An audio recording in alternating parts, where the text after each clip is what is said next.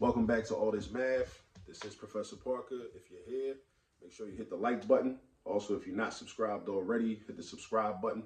Please share this video with somebody when you're done watching it. And also, if you have any questions about anything we do or comments, please put your questions or comments into the comment section. Now, you got to bear with me. I left my equipment. I'm out of town. And I left my equipment, my receiver for my microphone with me. I brought my microphone, but I ain't bring the receiver that you connect, you know what I'm saying, to the phone when you do your recordings. So please bear with me. The sound quality not gonna be what it usually is, but you know, we're gonna make it work regardless. All right, so what are we gonna do today? We're going to deal with what I call popular mistakes. Popular mistakes. This is one example, right? This is something that a lot of students get wrong. When they're being tasked with multiplying a fraction by a whole number, right? Or a fraction by an integer, right? An example would look like this: 2 ninths times 9. So parents, if you're watching this, be on the lookout, right? Make sure your children know how to do this correctly. Make sure they know how to do this correctly, right? How to multiply a fraction by a whole number or a whole number by a fraction.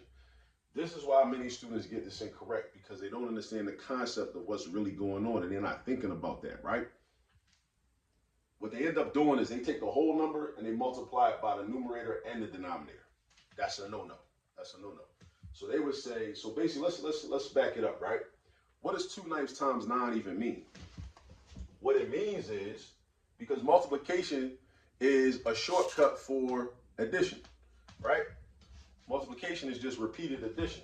So what 2 ninths times 9 means is 2 ninths 10 times, not 10, 2 ninths 9 times, right? So 2 ninths plus 2 ninths plus 2 ninths plus 2 ninths, right? Write out 2 ninths 9 times. That's what 2 ninths times 9 means.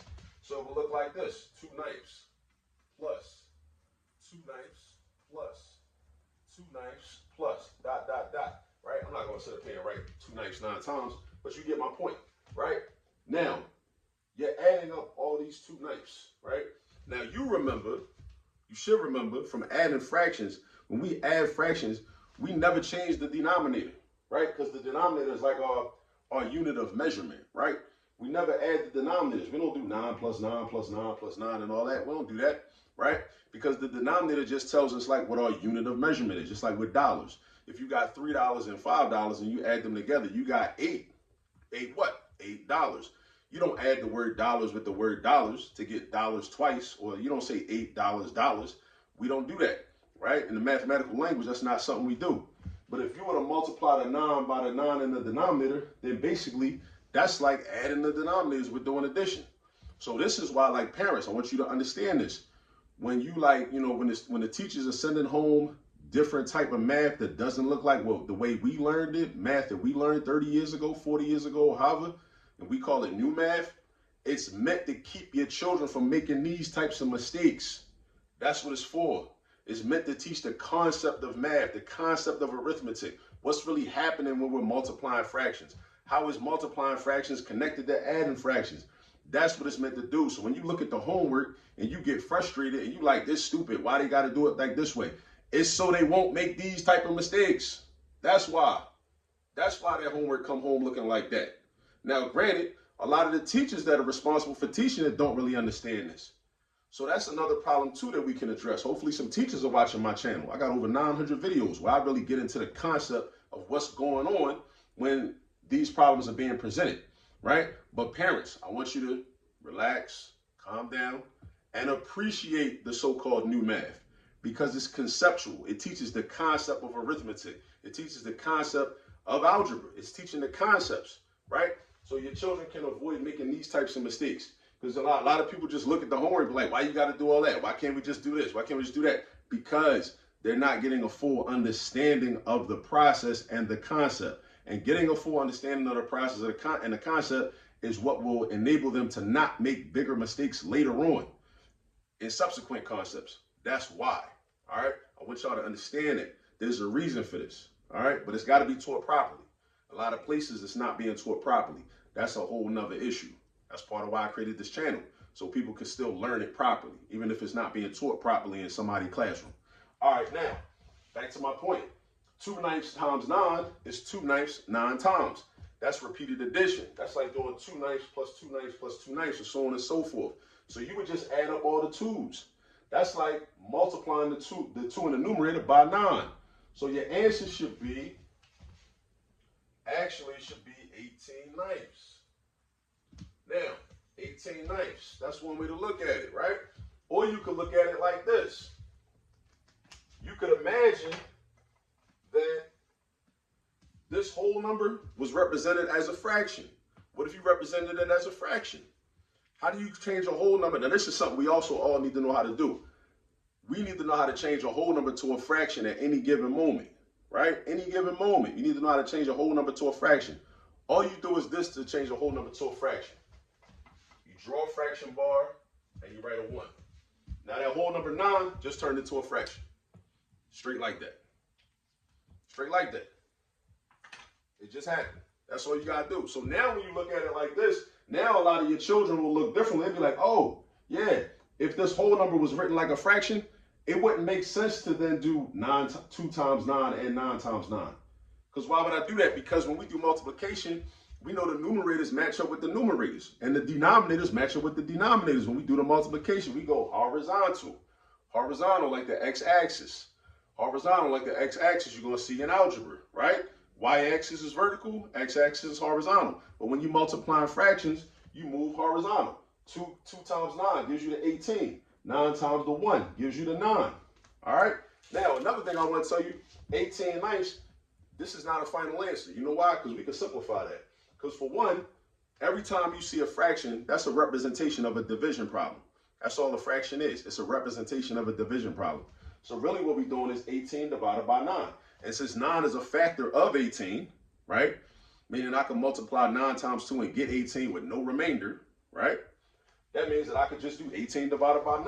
And I get a whole number answer, which is 2, right? So the final answer is 2, all right? Because another way to look at this is this. How many of y'all know how to cross cancel? Cross canceling is something I learned in elementary school. It's a great tool, right? Can't remember which one of my teachers taught me that, but it's a great tool that I've used for years, right? As a student and also even as a teacher. And you'll see it on these videos. I got videos on how to cross cancel in my fraction and mixed numbers playlist. Go check it out, right? So we can cross cancel. So if 9 and 9 have a common factor, you identify what the greatest common factor of 9 and 9 is. It's 9. And then you say, okay, well, divide each of these numbers by 9.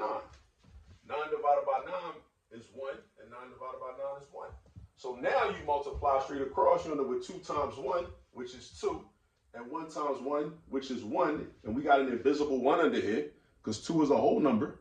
So how do you change any whole number to a fraction? You put a fraction bar and a 1 underneath, right? So this is a popular mistake. So I want you to be on the lookout for this, right? Whenever you see problems where you got a fraction multiplied by a whole number, or a whole number multiplied by a fraction, the order could change. What if the whole number comes first? And now you got 8 times 3/4, and it don't gotta be a situation where the numbers can't cross cancel. What if it's 8 times 3/4? 8 times 3/4 is like doing 3/4 plus 3/4 plus 3/4 plus 3/4 plus 3/4 plus 3/4 plus 3/4 plus 3/4. And what happens when we do addition? Do we change the denominator when we do addition? No, we don't. Multiplication is just repeated addition. So why would you change the denominator if you multiply them by a whole number, right? When we multiply by fractions, that's the only time we change the denominator, right? That's when we change the denominator, right? So, because if this was written out as addition, it would be 3/4 plus 3/4 and so on. We wouldn't add the 4's up. So multiplying the 8 by the 4 in the denominator is like equivalent to adding the 4's in the denominator. And we don't do that. We don't get down like that, right? So what you would do here, we could cross cancel, right? Or we could multiply horizontally. And again, remember, 8 as a whole number. If you need to, or if your child needs to do this, or your grandchild, if you're a grandparent looking at this, or you're the favorite uncle or the favorite auntie helping one of your nieces or nephews with their homework, right? If they need to do this, they need to make the whole number look like a fraction. More power to them. Go ahead. Make the whole number look like a fraction. Now you got 8 firsts, or 8 over 1 times 3/4. Go ahead and multiply. What's 8 times 3? Know your multiplication facts. Make sure you know your multiplication facts. 8 times 3 is 24.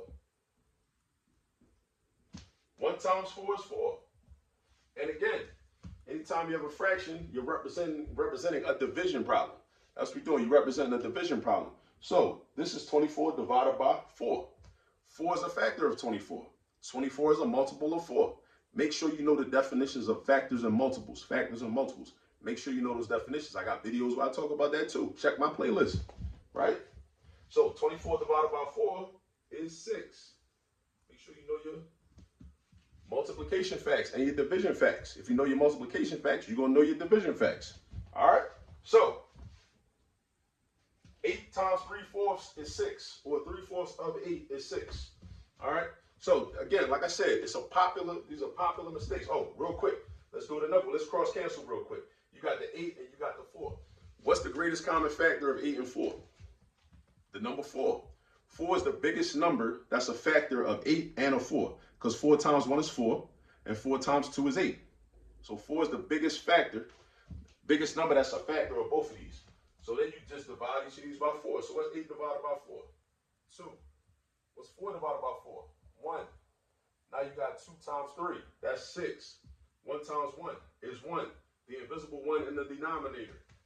6 over 1 is just 6. That's what it is. All right? So that's what you got. You got 6 over 1. You got 6. So look, popular mistakes to look out for. Popular mistakes to look out for, right? Multiplying a whole number by a fraction. Multiplying a fraction by a whole number. Tell your kids, do not multiply that whole number by the numerator and the denominator. Don't do that. That's wrong. Don't do that. All right? If they need to rewrite the whole number as a fraction, have them do it. Right? But tell them, keep in mind, like, why don't that make sense? It don't make sense because multiplication is just repeated addition. And if you was doing the repeated addition, just adding the fraction over and over and over again, right? You wouldn't add the denominators. So why would you do it here? If you're not going to do it over there, why would you do it here? Right? So keep that in mind. All right? Make sure you subscribe to the channel if you wasn't already. Hit the like button if you ain't hit it already.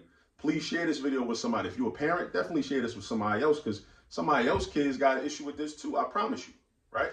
And we want to prevent them from having issues in math class. All right? And we don't want to be scared of the new math or the Common Core math. We don't want to be scared of it. We want to embrace it. Right? Because just sitting back complaining and saying, why we got to do it this way, that's not going to make it go away. It's here to stay. And we need it. Right? It's not a problem. It's actually something beneficial. It's beneficial for us to understand. Like, for real, I'm gonna tell you a quick little story before I end this video. When I first was introduced to it, I ain't like it neither. I'm gonna keep it 100 with you. I ain't like it neither. But then I actually took the time to actually study it, right? Get to know it better. And then I ended up teaching it to other students, right?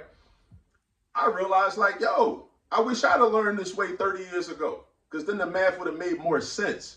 Even though I excelled in math, a lot of times I didn't understand why the correct answers I was getting were even correct.